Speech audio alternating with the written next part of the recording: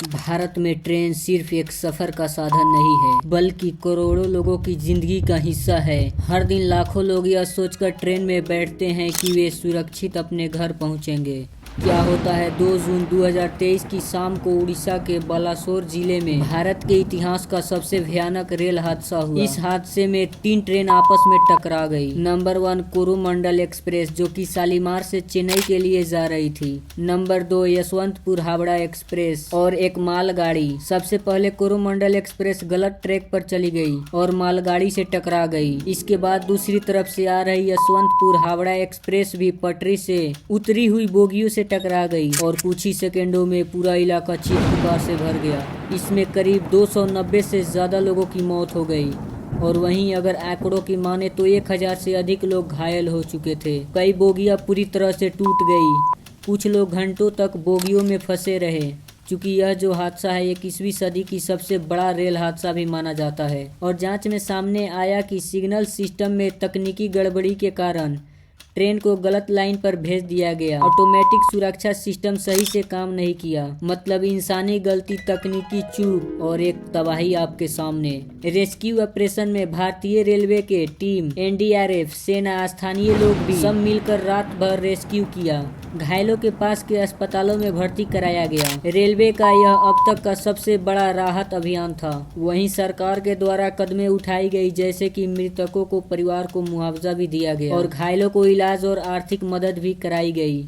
Railway सुरक्षा system की दोबारा जांच कराई गई। सिग्नल सिस्टम को और मजबूत करने का भी फैसला किया गया। यह हादसा हमें यह सिखाता है कि तकनीकी पर पूरी तरह भरोसा भी खतरनाक साबित हो सकता है। रेलवे जैसे सिस्टम में एक छोटी गलती भी सैकड़ों जान ले सकती है, ये तो आपको पता ही होगा। उड़ीसा रेल हादसा हमें यह याद दिलाता है कि यात्रा तभी सुरक्षित है जब सिस्टम और जिम्मेदारी दोनों सही से हो। चूँकि यह दर्दनाक हादसा उड़ीसा के बालासोर जिले में बहनागा बाजार स्टेशन के पास हुआ था।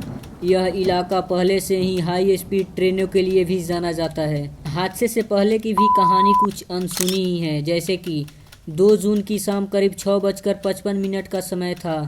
कोरोमंडल एक्सप्रेस पूरी रफ्तार में दौड़ रही थी। कई यात्री मोबाइल चला रहे थे, कोई खाना खा रहे थे, कोई सो रहे थे, लेकिन किसी को जरा भी अंदाजा नहीं था कि अगले कुछ ही सेकेंडों में सब कुछ बदलने वाला है। ट्रेन को मुख्य लाइन की जगह लूप लाइन पर भेज दिया गया, जहां पहले से ही एक मालगाड़ी खड़ी थी। तेज रफ्तार कोरोमंडल एक्सप्रेस सीधे मालगाड़ी से टकरा गई। टक्कर इतनी जोरदार हुई थी कि कई डिब्बे हवा में उछल गए, कुछ बोगियां पलट गई, कुछ एक दूसरे पर चढ़ गई। इसी दौरान दूसरी तरफ से आ रही यशवंतपुर हावड़ा एक्सप्रेस पटरी से उतरी बोगियों से टकरा गई। कुछ ही सेकेंडों में पूरा इलाका मौत और अफरा तफरी में बदल गया था। इस हादसे के बाद के मंजर, चीख पुकार, टूटे डिब्बे, घायल लोग, अंधेरे और धुआं, और कई बोगियों में फंसे लोग मोबाइल से मदद मांग रहे थे, अपनों को ढूंढ रहे थे। यह मंजर देखने वालों को आज भी सिहरा देता है। ये नुकसान इतनी बड़ी थी, करीब 290 लोगों से ज्यादा की मौत हो गई।